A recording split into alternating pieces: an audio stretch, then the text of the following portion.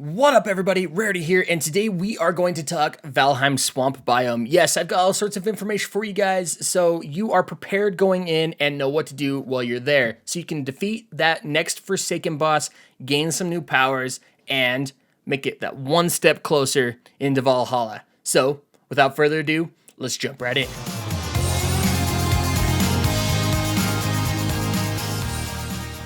Preparation is key, and in survival games, it can mean the difference between life and death. So here are a couple things I recommend you do before you head into the swamp for the first time. First, I'd recommend that you go through and upgrade your gear and weapons as much as possible. You're going to want your troll armor, your bronze gear to be as high a level as you possibly can so you're reducing a bunch of damage. Next, you're going to want to upgrade those weapons so that they do a little bit more damage, but more importantly, their durability lasts longer. So you don't want to be left out in the open without a working weapon. Second, I'd recommend you stockpile a bunch of high-tier food, things like Queen's Jam and carrot soup that provide a lot of health and stamina. It is almost always raining in the swamp and you're going to be wet. Your stamina is going to come back more slowly. I'd recommend even melee builds use carrot soup just because of how much stamina it provides. Thirdly, I would recommend that you bring along a bunch of potions. Health restoration and stamina restoration are both very good, but the clutch item here is poison resistance meads. These are going to be so helpful. They last for 10 minutes and they dramatically reduce the amount of time that you are poisoned, which I would say is probably the most scary thing in the swamp. Fourthly, I would set up an outpost near the swamp that you want to adventure into. It is very important that you start your adventuring day as early in the day as possible. You do not want to end up out in the swamp when it is nighttime and the cold is there, reducing your stamina regain even further than it already would be from all the rain and water that exists in the swamp. These next two items are really going to help speed up the transition between the Black Forest tier and the Swamp tier of gear and items. I would recommend you bring multiple pickaxes because the dungeons in the swamp have muddy scrap piles that separate the rooms instead of doors. You have to use pickaxes to break these down to get into further levels of the dungeon. Additionally, there is a belt sold by the vendor that increases your carrying capacity from 300 to 450 units. This is so clutch in terms of carrying heavy items like the iron that you're going to get in the swamp.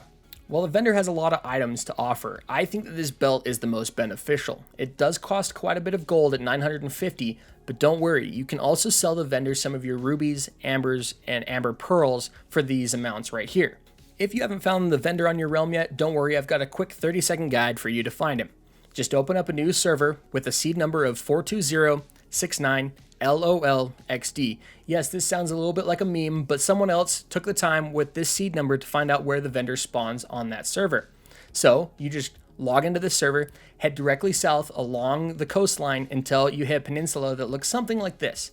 You're going to cross the river over to the island and head directly into the middle of the island until you see a bag icon pop up on your minimap. That's where the vendor's at, and he has a protective bubble around him. So feel free to log out and then log back into the server whenever you need to purchase new items. Next, let's talk about the materials unique to the swamp that you will now be able to acquire. I won't go through and talk about all of the craftable items in this tier, as I think half the fun of the game is figuring that out for yourself. But I will show a list of these items so that you can freeze the video and check them out for yourself. The items are scrap iron, ancient bark, guck, and turnip seeds. Moving on to the list of monsters, there are some unique items that they drop allowing you to craft new things, so I will show some pictures along the way that you guys can stop the video and check out the unique craftables from them as well. Firstly, you have oozers and blobs. These are gelatinous poison creatures, and when an oozer dies, has a chance to spawn a blob. Next, you have Draugr, which I might be mispronouncing, but are kind of like undead zombie Vikings. Third, you have leeches, and they're kind of more like big shrieking eels that are poisonous and reside in the water. Fourth, you have wraiths. These are like Grim Reaper creatures, and they spawn near buildings, spectral floating robes, really. Fifth, you have surtlings, and these are kind of like fire elemental creatures and spawn near fire geysers. They drop surtling cores, which before now I thought were a limited resource because you could only find them in dungeons, and once you cleared out dungeons, they did not respawn. Last of all, you have more skeletons, of course, because every good swamp needs some skeletons. The dungeons in this area are called sunken crypts, and in order to get inside of them, you need the key that drops from the Elder, the Forsaken boss of the Black Forest. Once inside, you'll find lots of skeletons and Draugr. you're going to need to bring some pickaxes to break down the walls between rooms that are muddy scrap piles and have a chance of dropping you a bunch of scrap leather. I'd recommend bringing multiple picks in, and if you can get that belt so you can carry more weight, the iron weighs a lot. Once inside these dungeons, they have a chance of spawning a stone that can inform you of where the next Forsaken boss is. The next Forsaken boss is going to be Bonemass. They are a big gelatinous pile of guck, and from my research, they usually spawn a little bit further from the center of the map than the Elder was found in the previous biome. The reason why I say research is because on our server, he was a little bit further away than that. Bonemass was found in the outer ring of our world, and it took us about 20 to 25 minutes in our newly crafted longbow with the wind at our backs heading at full speed to get there. Being a little cautious, knowing that it was pretty far away, we only took the gear that we thought we needed for protection, not our best gear, and enough materials to build an outpost and a portal so that when we were ready to take on the boss, we could easily portal to that location, run out, kick his ass, and then come back. But when we got there, we found the inlet that would get closer to the boss was plains, and in traveling up the river, we had our first dealings with what is called a death skeeto. If you don't know what this is yet, we didn't. It is a giant oversized mosquito that will come over and kill you with one shot. It's called a death skeeto for a reason, I guess. But yes, it came over and it killed me with one hit and my friend. We lost our boat. We lost our gear. It's scary out there. Protect yourself.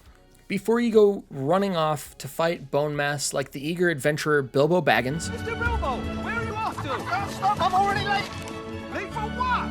I'm going on an adventure. You're going to want to take a couple trips into the swamp in order to prepare for this fight. First, to get 10 withered bones in order to summon the boss, and then second, to build up your resources so that you can get a new tier of food and a new tier of gear to fight the boss. I would recommend a melee build for this fight as the boss is vulnerable to blunt damage, so build an iron mace, get some iron armor, and go in and take this boss head on.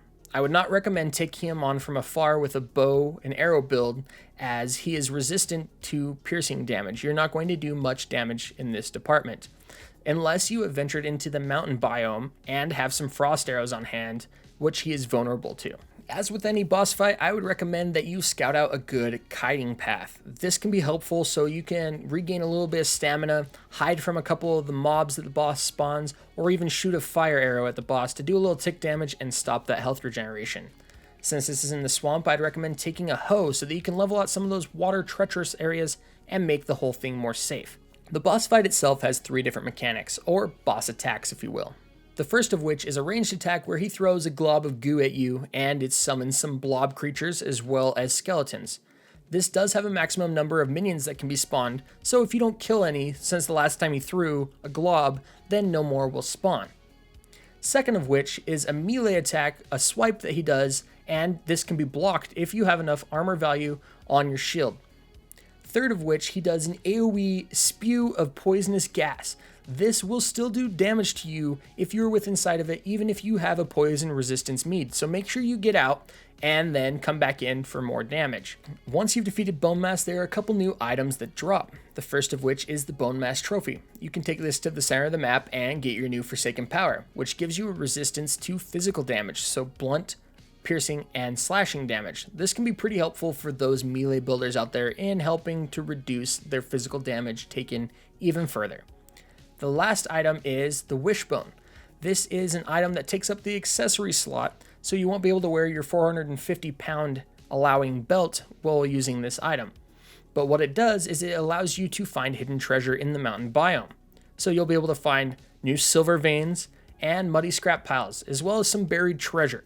This third leg of my journey into Valheim included the construction of a stronghold as well as the preparation needed to explore and discover everything that the swamp had to offer. Valheim does a lot of cool, unique things in the survival game genre, but it stays true to a lot of those core mechanics that push a player to explore and discover everything the game has to offer. It puts up a little bit of a difficulty wall between biomes, ensuring that players go through and utilize and discover everything that biome has to offer in order to defeat the boss that's located there and to move on into the next biome.